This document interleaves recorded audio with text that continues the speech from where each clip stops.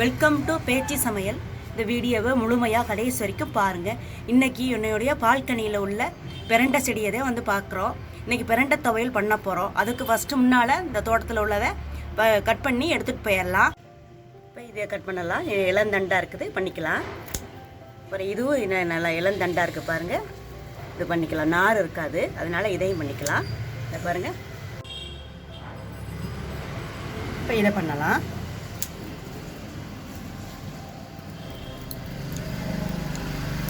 நல்லா பொடி பின்னி இருக்குது பாருங்கள்.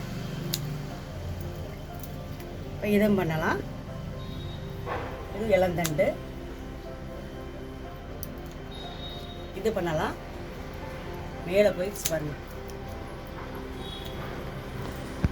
பாருங்கள், பறித்து எடுத்து வந்து வச்சுருக்கேன். இப்போ இந்த இலையெல்லாம் முதல்ல கட் பண்ணிக்கலாம். ஃபஸ்ட்டு பாருங்கள், இலையெல்லாம் கட் பண்ணி வச்சாச்சு.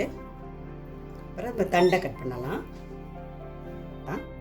வீட்டில் பறிச்சதுனால இளந்தண்டாக இருக்குது, அதனால் நார் அவ்வளவா இருக்காது. கடையில் வாங்கினோம்னா பெரிய நாராகத்தே இருக்கும்.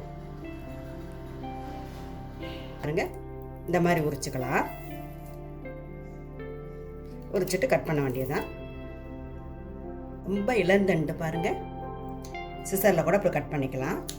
அந்த நார் உரிக்கிறப்ப கையில் பட்டுச்சுன்னா இந்த கருப்பு தோலில் படாமல் செய்யணும்.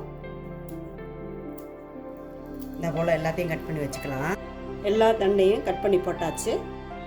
அடுப்பில் ஒரு சட்டி வச்சுருக்கேன். சட்டி காயட்டும். நல்லா காஞ்சிருச்சு. ஒரு டேபிள் ஸ்பூன் நல்லெண்ணெய் விட்டுக்கலாம். காஞ்சிருச்சு. இப்போ நம்ம கட் பண்ணி வச்ச பிரண்டையை முதல்ல போட்டுக்கலாம். வெடிக்கும், பார்த்து பூசா பழகிறவங்க பயந்துக்க வேண்டாம். என்னுடைய சேனல்லையே பிரண்டை பொடி போட்டிருக்கேன். பிரண்டை ரொம்ப நல்லதுங்க. இந்த மூட்டு வலி, இந்த மூட்டு எலும்புக்கு இது ரொம்ப வலுவு கொடுக்கும். இந்த பிரண்டையை நல்லா கிடைச்சப்ப நல்லா சேர்த்து துவையலாக பண்ணிக்கலாம், ஊறுகாய் பண்ணலாம், பொடி பண்ணலாம், நிறைய வகை இது பண்ணலாங்க. இதில் போரும்.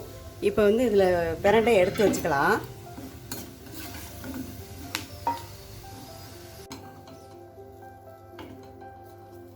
இந்த பாருங்கள், எல்லாத்தையும் எடுத்து வச்சாச்சு. பாருங்கள், ஒரு 3 மிளகாய். காரமெல்லாம் நம்ம எப்படி வேணுமோ அந்த மாதிரி போட்டுக்கலாம். எப்படி காரம் கூட குறைச்சி நம்ம போட்டுக்கலாம். 1 டீஸ்பூன் வெள்ளை உளுந்தம்பருப்பு, 1 டீஸ்பூன் கடலைப்பருப்பு, கொஞ்சம் கருவேப்பிலை,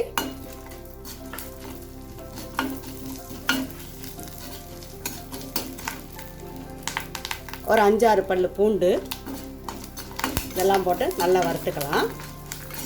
கொஞ்சம் பிரண்டை அதில் போட்டு வதக்கணுங்க.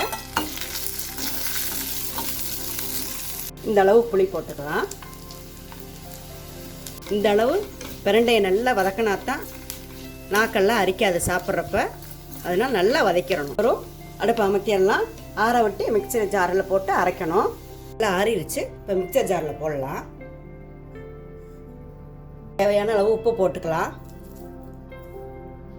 இப்போ அரைச்சிட்டு வந்துடலாம். பாருங்கள், நம்ம அரைச்சிட்டு வந்தாச்சு. நல்லா ஒரு ஹெல்த்தியான டேஸ்டியான பிரண்டை துவையல் ரெடி பண்ணிட்டோம். நீங்களும் இந்த மாதிரி செஞ்சு பாருங்கள். எப்படி இருக்குன்னு உங்கள் கருத்துக்களை கமெண்ட்ஸில் சொல்லுங்கள். இந்த வீடியோ பிடிச்சிருந்தா லைக் பண்ணுங்கள், ஃப்ரெண்டுக்கு ஷேர் பண்ணுங்கள். நன்றி. அடுத்த வீடியோவில் பார்ப்போம்.